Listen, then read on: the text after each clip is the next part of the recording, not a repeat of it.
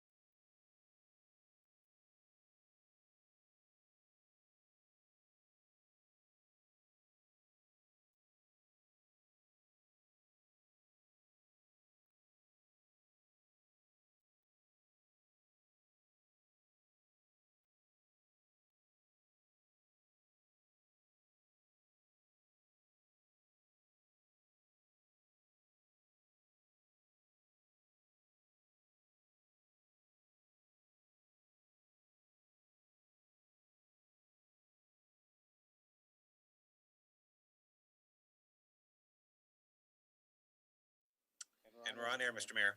All right. I hereby call the 2,315th meeting of the Milwaukee City Council to order. This meeting is being conducted by Zoom video conference. The public has been invited to watch the meeting via the city's YouTube channel, Comcast Channel 30 in city limits, or by logging into Zoom as an attendee. The public may submit comments in writing by email to ocr@milwaukeeoregon.gov. The public may speak during this meeting by first registering by emailing ocr@milwaukeeoregon.gov and providing your name, city residence, and topic. When it's time to take public comment, staff will monitor the email inbox, the Zoom participant window, and the Zoom chat to see if anyone would like to speak.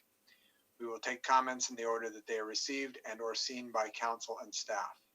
If members of the public become disruptive, we will mute and remove them from the video conference. If that fails to stop the disruptions, we will recess the meeting and return within 5 minutes. If we are unable to continue, council will briefly meet off air to move unfinished business to the next council agenda. All right, please join me in the Pledge of Allegiance. I pledge allegiance to the flag of the United States of America and to the republic for which it stands, one nation, under God, indivisible, with liberty and justice for all. The city of Milwaukee respectfully acknowledges that our community is located on the ancestral homeland of the Clackamas people. In 1855, the surviving members of the Clackamas signed the Willamette Valley Treaty, also known as the Kaipuya Etc. Treaty, with the federal government in good faith. We offer our respect and gratitude to the indigenous people of this land.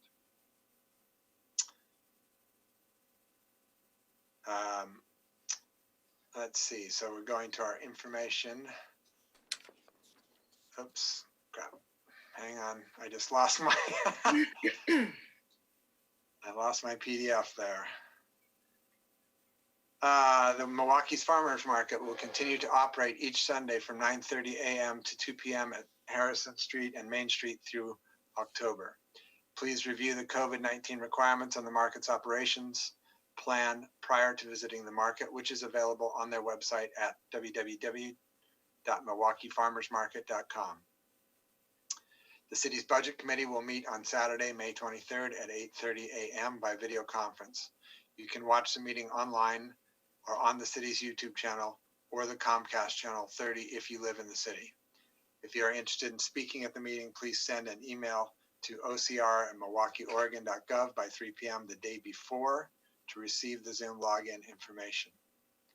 City Council will hold a public hearing on the comprehensive plan update on Tuesday, June 2nd during the regular session that begins at 6 p.m.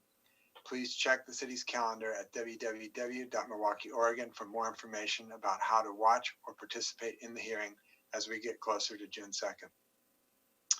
Clackamas County has created an interactive map online that connects businesses and customers called Who's Open. Visit the site at clackamas.us.business/who's-open. If your business is open for delivery, pickup, or online services, please share it at this site. For more information about each of these events and others, please visit the city's homepage at www.milwaukeeoregon.gov. Our first item is a special report, and it's the proclamation for Dogwood Day, which will be read by our city recorder, Scott Stauffer, Milwaukee Historical Society's Greg Hemer, and the Daughters of the American Revolution, Phyllis Hines. Thank you, Mr. Mayor. And if I may be a couple days early, happy Dogwood Day to everybody. As a refresher to the public who may be watching, May 21st is celebrated annually by Milwaukee as Dogwood Day. It's the date of incorporation, and the dogwood has been a symbol of the community officially since adopted by council in 1962, and at least since the 50s when dogwoods were permanently planted across the city, with the world's most famous dogwood formerly being near the corner of 32nd and Harrison. We have a brief presentation for you. Mr. Hemer is prepared. Mr. Hemer with the Historical Society and Phyllis from the Daughters of the American Revolution have joined us. They've been good partners with us the last few years as we work on Dogwood Day related activities. I'm going to attempt to launch the slide now, Greg. So if this crashes again, bear with us, and I will be back, and we will just have to verbalize it. But here we go, Greg.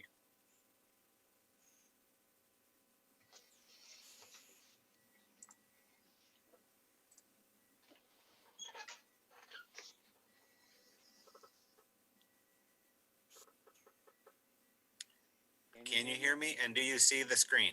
Yes, very good. Okay. Yay. Good job. There's announcements, and here we go. I'll turn it over to Mr. Hemer. All right. So my name is Greg Hemer with Milwaukee Historical Society, and tonight I am presenting Ode to the Dogwood Tree. Slide. A seed began to sprout in 1847, replacing a tree that reached to the heavens. It started with a few leaves and branches and grew with nutrients from water and the trenches. Our roots began to grow. Slide, Scott. Our dogwood tree grew and grew, gaining strength through and through. It added more leaves and some more branches. It survived winters and natural disasters. Our roots grew bigger and bigger. Slide. The trunk started to appear in 1903. It was needed to strengthen our tree. The trunk said to all the leaves, "We will help protect you for your ease." Our roots grew bigger and bigger. Slide. Our dogwood tree grew faster and faster, adding many more leaves and many more branches.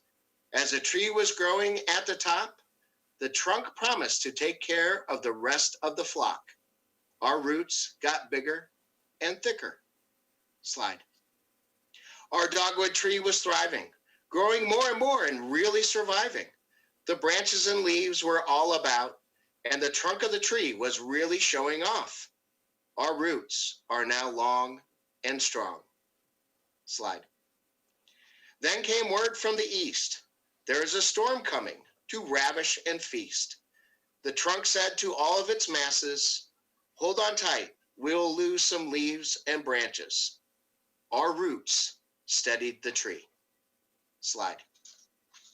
Our poor dogwood tree almost looks dead, but the trunk is trying hard to keep the branches and leaves fed. When the storm passes, the trunk did say, "All you branches and leaves can come out and play." Our roots held up our tree. Slide. When the storm is done and its rampage, the trunk, branches, and leaves will all assess the damage. We know the dogwood will once again be mighty and strong because our roots, our shared history, is not done.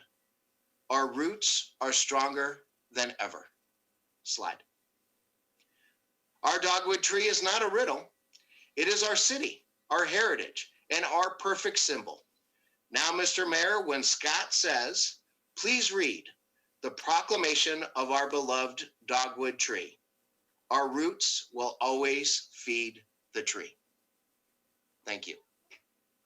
Thank you, Mr. Hemer. And actually, I'm going to ask Ms. Hines to share a few remarks before we move on to. My name is Phyllis Hines, and I'm the Region-elect of the Susanna Lee Barlow Chapter of DAR. The mission of the Daughters of the American Revolution is to promote historic preservation, education, and patriotism, and May is Historic Preservation Month. In an Oregonian article from Sunday, October 8th, 1920 is this statement. Chairman of the Committee on Preservation of Historic Spots stated that it is the desire of the National Society that every chapter collect data relevant to its vicinity, and if not otherwise marked, to memorialize them by sending perfected records, which, unquote, which intent was creating and dedicating historical markers. The first marker dedicated by the Susanna Lee Barlow chapter was the Johnson Creek marker in Milwaukee, Oregon in 1922, which was named for Reverend William Johnson. Spread throughout Clackamas County are a significant number of historical markers from varied chapters. On April 27th, 1952, the Susanna Lee Barlow chapter presented and dedicated the marker named Dogwood Tree at Niedermeyer Home. Our chapter is proud to be in partnership with the city of Milwaukee on the celebration of Dogwood Days. During the time of COVID-19, our chapter has taken on a different mission by making and donating over 600 face masks to date. So we're busy, Greg.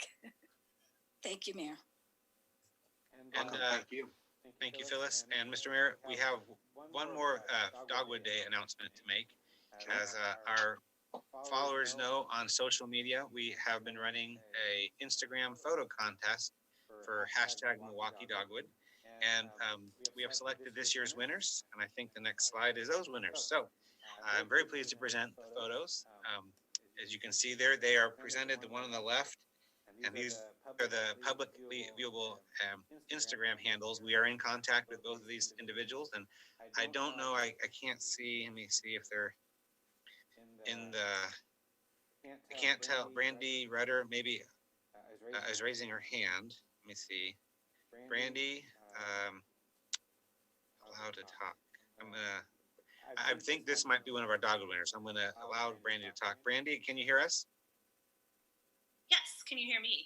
Yes, and are you one of our Dogwood Day photo contests? Yeah, my husband took the picture on the right of the dogwood tree in our backyard, and he wasn't able to join, but I am so excited to tell you that he is like over the moon about winning, and we really love our dogwood tree, and we're super proud to be part of this community, so thank you. Well, that's excellent. We appreciate you and your husband contributing that. The other one was by Instagram handle Lubu4U and Benji2, and staff is in contact with them as well. And we will be sending to Brandy's husband and the other winner these you'll be getting one of these. Your husband will be getting one of these, Brandy. These award plaques, these metal photo images of the dogwood. So be looking for that in the mail. And thank you for participating. And with that, Mr. Mayor, that is our introductory remarks. If you'd like to read the proclamation. All right. Whereas the beauty of the Pacific, native Pacific dogwood, Cornus nutali, was nurtured and cultivated by the earliest settlers in the Milwaukee area. And whereas this community was incorporated on May 21st, 1903 by the authority of the Oregon State Legislature and Governor George E. Chamberlain. And whereas on July 9th, 1962, the City Council designated the dogwood as the city's official flower and the Dogwood City of the West as the city's nickname. And whereas by designating May 21st as Dogwood Day in this city is making, the city is making note of our shared heritage with the earth and each other. Now, therefore, I, Mark Gamba, Mayor of the City of Milwaukee, a municipal corporation in the County of Clackamas and the State of Oregon, do hereby proclaim May 21st, 2020 to be Dogwood Day in Milwaukee, the Dogwood City of the West. Can I just say to Brandy and her husband, that's a beautiful tree. I see, most of the dogwoods around are white or pale pink, but that's a really vivid pink, and that's a really beautiful tree. Gorgeous, yeah. Thank you, Mr. Mayor. And Greg, I know you're part of the next presentation item. Thank you for joining us, Phyllis. As you're familiar in in-person meetings, you're welcome to stay for the meeting, but if you log off, we'll take no offense. I just have to figure out how. Lower right-hand corner. Thank you for inviting me. Yes, and thank you, Brandy, for joining us, and tell your husband, thank you for taking the photo. Yeah. Appreciate it, thank you. Now, Mr. Mayor, I'm going to scroll to the next item, and I don't know if Councilor Beatty and Mr. Hemer have worked out a who's talking first scenario, but next item. Yeah, we have the Historic Preservation Month, which will be presented by Councilor Beatty and Milwaukee Historical Society, Greg Hemer. I don't really have anything to present. I helped work on the language of the proclamation, but I'm going to defer to Greg as to whatever kind of, well, I guess I would say, May as Historic Preservation Month comes it's a nationwide thing, sort of started by the National Trust for Historic Preservation like 50 or 60 years ago. In Oregon, we have a group called Restore Oregon, which is sort of the local affiliate of the National Trust, and calls out buildings in need of preservation, the most sort of at-risk buildings, as well as honors every year projects which have preserved buildings by reuse. And there's some really cool reuse. I posted a thing to my Facebook page over the weekend of their award winners from late 2019 for reuse, which were everything from industrial buildings to apartment buildings to a courthouse in rural Oregon and a small hotel on the main street of Burns, Oregon. So for people who are interested in historic preservation, there's a lot out there, and I encourage you to look to Restore Oregon as sort of the leading organization in Oregon doing historic preservation work. And with that, I will turn it over to Greg. Thank you, Councilor Beatty, Mayor, and the rest of the city councilors. Thank you for allowing Milwaukee Historical Society to present Preservation Month. My name is Greg Heemer, and I am Vice President and Communications Director for the Society, who is owner and operator of the world's largest museum on Milwaukee history, located at 3737 Southeast Adams Street, currently closed to visitors because of stay-at-home orders. Slide. Speaking of COVID-19, I would simply like to say that the museum is looking forward to opening when the time is right. We have canceled our annual home tour and our June 2nd historic lecture series. Just because the museum is closed does not mean we have not been working. We have created field displays, working on the grounds, and digitizing, organizing, and cataloging our outstanding collection of Milwaukee historical artifacts. If you have a history question, please email us at milwaukeemuseum@gmail.com or take a walk using Lots Loop on our website. Slide.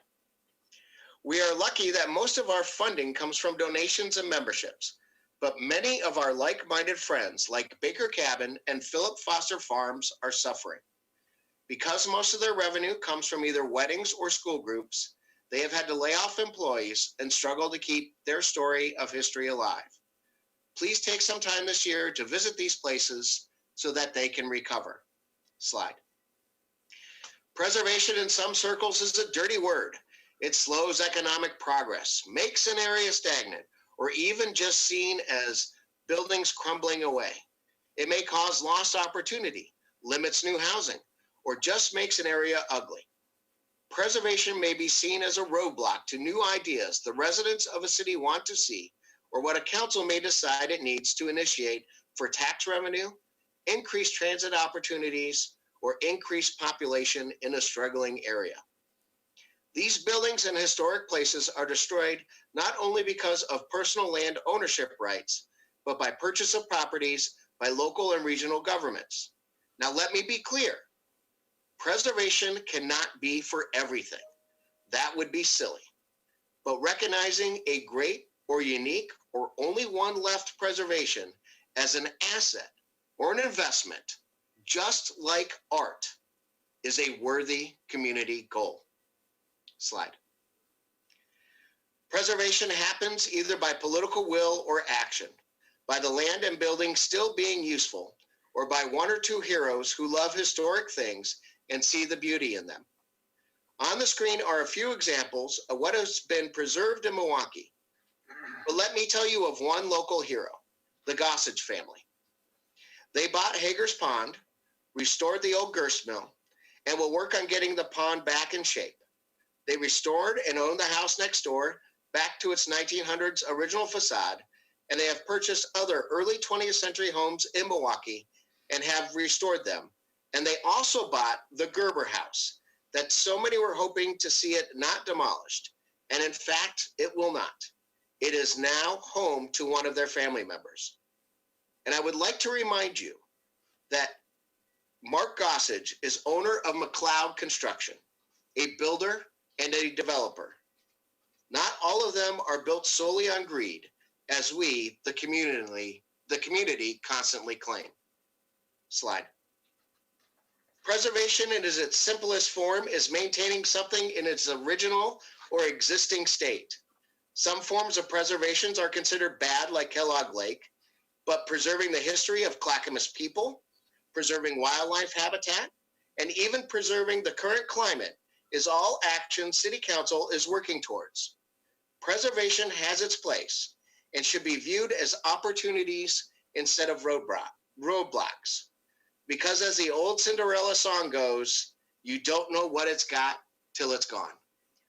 Slide. Now, Mayor Gamba, if you could please read the proclamation.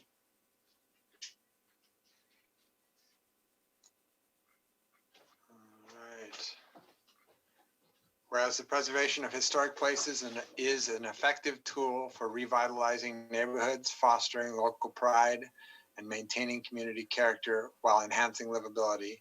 And whereas since 1973, the National Trust for Historic Preservation and countless other communities across the United States have marked May as an annual time to reflect on the importance of preserving places that reflect America's history. And whereas modern-day Milwaukee, situated in the historic homeland of the Clackamas people, was established in 1847 and incorporated in 1903, the city boundaries encompass a range of potentially historic buildings, including late pioneer-era structures and exceptional mid-century architecture. And whereas residents of Milwaukee and the many volunteers of the Milwaukee Historical Society have helped raise awareness of historic resources and buildings in our community, including by launching the first historic homes tour in 2019. And whereas the preservation of historic places has a positive impact on communities by strengthening neighborhoods, encouraging local economic growth, providing a physical link to the past, and being environmentally responsible. Now, therefore, I, Mark Gamba, Mayor of the City of Milwaukee, a municipal corporation in the County of Clackamas in the state of Oregon, do hereby proclaim May 2020 as Historic Preservation Month in Milwaukee to increase public understanding of the importance of preserving our history for future generations. All right, and thanks, Greg. Our next item is the Public Works Proclamation, Public Works Week Proclamation, which will be presented by our Public Works Director, Peter Passarelli. Good evening, Mayor Gamba and City Council. I am Peter Passarelli, the Public Works Director. I'm here this evening to introduce the proclamation that declares May 17th through the 23rd as Public Works Week. A city can only thrive when its complex infrastructure is taken care of. Our Public Works team tirelessly manages our utility systems and streets in rain or shine, and even in the most uncertain of times like this current public health crisis. The many divisions of our public works are essential to a healthy functioning city. Our public works hardworking staff maintains infrastructure critical to urban living. Public works ensures community members can move safely through city streets, and that community meetings, locations, and city facilities are lit, warm, and ready to be utilized. Public Works provides community members with clean drinking water, working days and many nights so that every Milwaukee home can turn on the tap and have water, and ensures that that wastewater goes to the wastewater plant, ensuring a clean and sustainable way. Milwaukee Public Works also serves another essential role in the city as stewards of natural resources and educators for climate preparedness and community resiliency. Through detailed stormwater management, our public works staff works to protect our waterways and riparian areas and encourages sustainable practices in community members, businesses, and industries. Through our urban forest management plan, Public Works looks to expand our urban canopy, and natural resource staff currently are working planting trees in the right place in our community to spread the benefits of a healthy urban forest. Implementation of our climate action plan, the most progressive in the region, starts in the Public Works Department and extends to all the city departments and community partners. Public Works takes every effort to lead by example for community climate action by preparing resilient utility systems, cutting fleet and facility carbon emissions, and promoting natural systems that mitigate some of our climate change's effects. Our staff engage with the community members on climate education and develop outreach strategies to promote council and city climate goals. So in short, from our utilities to addressing climate change, Public Works is dedicated and committed to a healthy, thriving Milwaukee community now and into the future. And Mayor Gamba, if you could please read the proclamation. Be happy to. Whereas public works services are important to health, safety, and well-being of Milwaukee citizens. Whereas these services are provided through dedicated public works professionals who oversee water distribution, water treatment, wastewater treatment, sewer systems, equipment services, public properties, solid waste systems, city streets, and water utilities. And whereas 2020 marks the 60th annual National Public Works Week, and this year's theme is the rhythm of public works. Now, therefore, I, Mark Gamba, Mayor of the City of Milwaukee, a municipal corporation in the County of Clackamas in the state of Oregon, do hereby proclaim May 17th through 23rd, 2020 as Public Works Week in Milwaukee.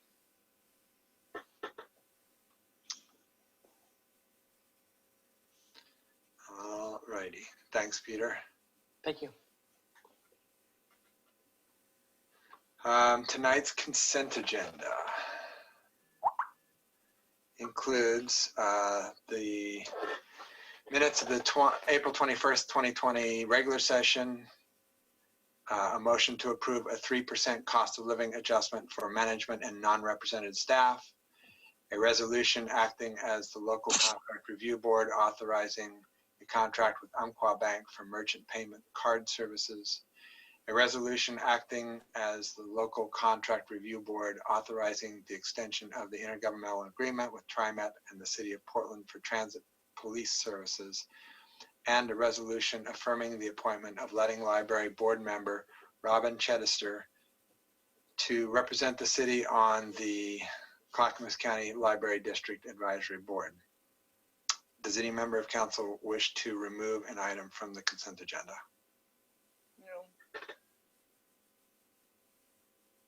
None heard. I would entertain a motion to approve the consent agenda. I'll move to approve the consent agenda as written. I'll second. It's been moved and seconded to approve the consent agenda. Is there any further discussion? All those in favor? Aye. Aye. Opposed? None heard. It passes unanimously. Audience participation. Scott, do we have anybody wanting to participate? Mayor, I see nobody in the email, no attendee has their hand raised, and there's been no emails, so. All righty, so I'm going to skip this and just ask Ms. Ober, do we have any follow-up from the May 5th audience participation? We do not. I did just want to call the attention of council and the community to the fact that Clackamas County did submit their reopening plan this afternoon. If that is approved, it is likely to be approved by the governor on Friday, which means that we would be entering phase 1 of the reopening during the Memorial Day weekend. We will have information on our Facebook page that just retracts that it didn't apply to us, because it will now apply to us. It'll also be, I'm sure, in every newspaper.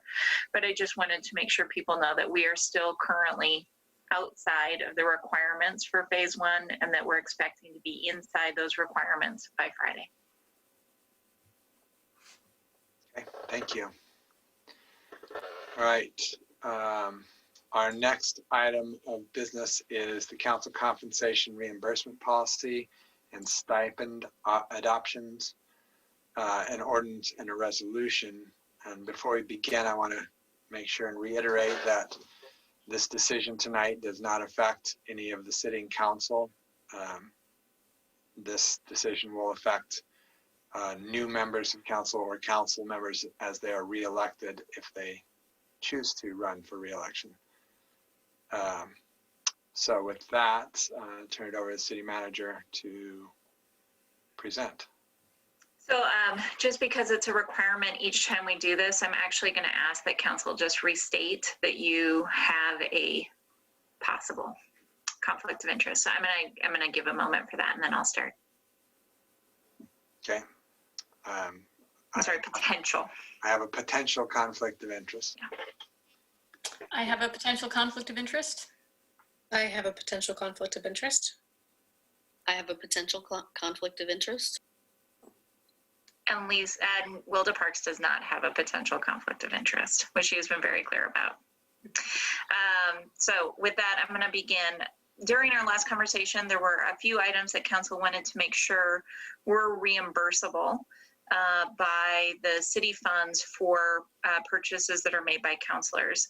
Those included things like Uber rides, if there's a late night meeting and a ride is needed in order to get home, child care or elder care because an individual is participating in a meeting. And then this whole new world of the pandemic also told us that sometimes technology changes are critical expenses for counselors as well. Those are in alignment with what the recommendation was from the citizen jury that met back in November. And so we did communicate with the Oregon Ethics Commission. City Attorney Justin Garricky and I both are in agreement that this actually falls within the current allowed expenditures under the state's statute. So that one is a simple resolution, and it's a statement that this is how this council is choosing to approve the expenditure of those funds. The second piece that we're talking about tonight is the ordinance. The ordinance is the piece that would tie compensation for the council to the CPI, which was also a recommendation of the citizen jury. By tying it to the CPI, it means that future councils will not actually have to vote on a raise for themselves, which means that they will be able to, once it's approved in a city budget at a future date, they would be able to receive that CPI increase every budget cycle and every year. That's why we formulated it the way we did.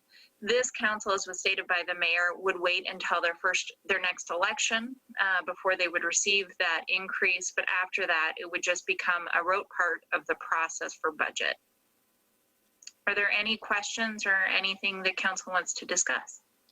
I think it would be good to point out that that increase is based on the relatively small stipend. We are not talking about a CPI increase on $30,000 a year or something. We were talking about a CPI increase on, it differs between the mayor and the council, but around $3,000 a year. Well, and the recommended increase of the base was based on CPI since I don't remember what date, or but the last time the rates were established. 1970 something, I think, or yeah. I think it was 82, but it was a while ago. Not even this century. All right. So, is there any discussion? I would just say that I think that we had some great input from the citizen jury, and I really appreciate all of the work they put into it, and I think we all learned a lot from that process. And I'm glad that we can move forward with accepting many of their recommendations. I do think that that process didn't entirely include questions of equity. And I don't think that these changes remove all of the barriers to people who may not be comfortable running for office because of income or what have you. I don't think it removes those barriers. So I just want to acknowledge that. I'll second that. Yeah, I agree. Well, I'd like to note that I saw a plan for the LOC conference, a very initial agenda plan, and apparently talking about citizens juries is a potential panel that they may have at the at the LOC conference whenever it may happen. And so I guess our example will be front and center at that. I hope that they learn from our example, some takeaways that worked very well, and maybe some things to improve on.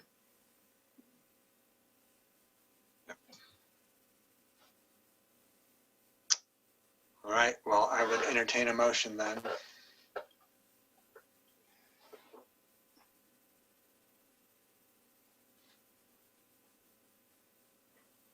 Okay, I'll move for the first and second readings by title only and adoption of the ordinance amending Municipal Code Chapter 2.04, adding city council compensation. I'll second. It's been moved and seconded for first and second readings by title only and adoption of the ordinance amending Municipal Code Chapter 2.04, adding city council compensation. Is there any further discussion? Okay, all those in favor? Aye. Aye. Opposed? None heard. It passes unanimously. Ms. Ober, would you please read the ordinance by title only twice? An ordinance of the City of Milwaukee, Oregon, amending Municipal Code Chapter 2.04, adding city council compensation. And again, an ordinance of the City of Milwaukee, Oregon, amending Municipal Code Chapter 2.04, adding city council compensation. Mr. Stoffer, do you need to poll the council on this? Yes, I do. Okay. Councilor Parks, Yes. Councilor Heisey, Aye. Councilor Beatty, Aye. Council President Faulkner, Aye. Mayor Gamba. Aye. Motion carried 5-0, ordinance 2191. And then we have a second resolution that talks about the reimbursement policy for city council expenses. Do you need to talk about that at all? No, I did talk about it at the beginning. Those are all allowable expenses. This is simply this council setting the policy for where they are comfortable having the reimbursements occur. Okay, I would entertain a motion on this resolution. So move. I'll second. It has been moved to approve establishing a reimbursement policy for city council expenses. Sorry, Mr. Mayor, the word resolution is missing in there. Okay. It's been moved to approve the resolution establishing a reimbursement policy for city council expenses. Much better. All those in favor? Aye. Aye. Opposed? None heard. It passes unanimously. Our next item is the Clackamas Cities Association dinner, and this will be presented by City Recorder Scott Stoffer. Thank you, Mr. Mayor. This is a very brief acknowledgement of reality, I suppose. I was hoping I would not have to present this to you, and it's sort of probably already decided, but staff's recommendation to council, and the reason we're here this evening is to take any feedback council may have, but given the ongoing pandemic and even with phased reopenings, and should Clackamas County be approved on Friday and we start that process, it's probably not in the best interest of the city organize an event for your colleagues from other cities around the county. It's a decision that our other city colleague neighbors have made. No one has held a Clackamas Cities dinner, I think, since February, perhaps. So staff's recommendation to council is that we not hold a CCA dinner this year. We're open to taking feedback and council direction on that, but we wanted to make sure we made that statement and on air and gave council an opportunity to provide any feedback on that. I think it was a good decision, if a sad one. Yeah, I agree. It's disappointing. It would have been nice to have hopefully not a rain-soaked follow-up to our dinner from last summer and show off our new library. But you know, I think it's the right decision, and maybe we'll have a chance next summer. At this point for 2021, we have October reserved. So, but October has been pretty nice in the last few years. So.